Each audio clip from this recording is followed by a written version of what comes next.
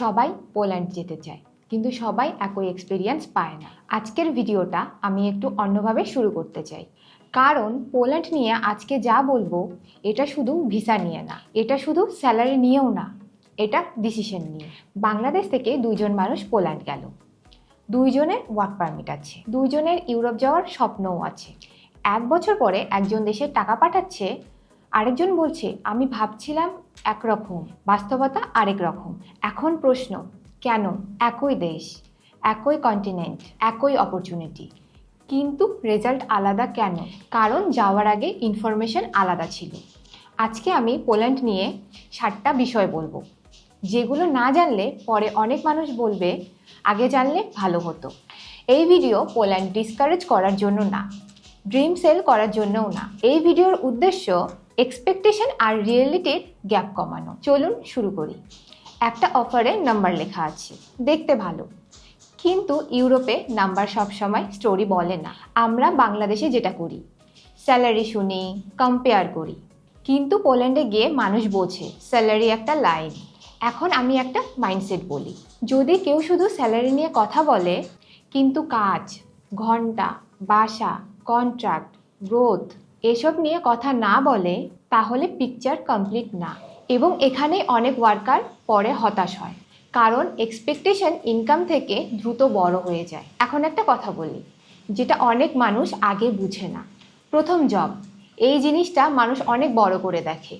অনেক সময় first job মানে এন্ট্রি। এখানেই 2 ধরনের মানুষ তৈরি হয়।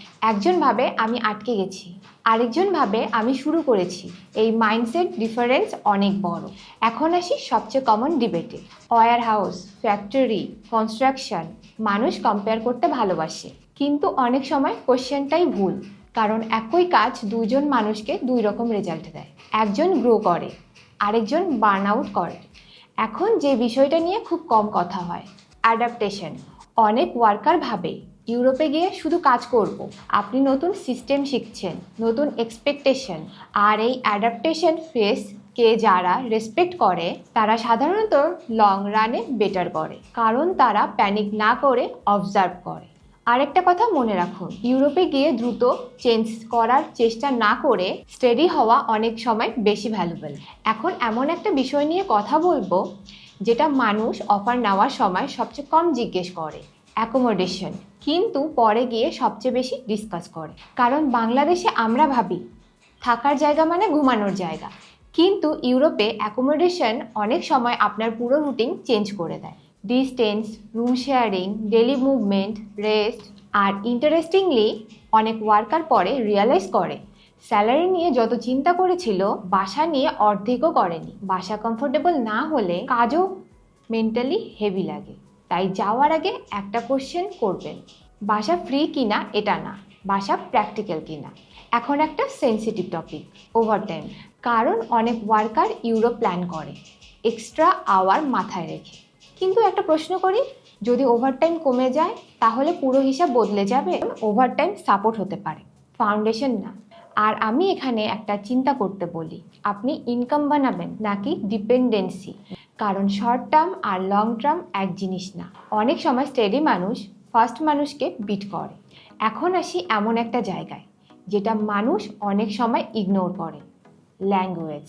আমি ফ্লুয়েন্ট হওয়ার কথা বলছি না, কিন্তু কমিউনিকেট করতে পারা এটা হিউজ অ্যাডভান্টেজ। কারণ ল্যাঙ্গুয়েজ শুধু কথা না, কনফিডেন্স, আন্ডারস্ট্যান্ডিং, পসিবিলিটি।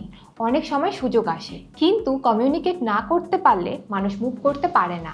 তাই ল্যাঙ্গুয়েজকে এক্সাম হিসেবে না দেখে টুল হিসেবে দেখুন, কারণ স্কিল আর কমিউনিকেশন এই কম্বিনেশন অনেক সময় গেম চেঞ্জ করে।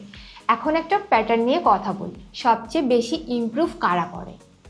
যারা কম্প্যারিজন কম করে, অবজারভেশন বেশি করে, যারা এনভায়রনমেন্ট বোঝে, যারা প্রথম জবকে পার্মানেন্ট ভাবে না।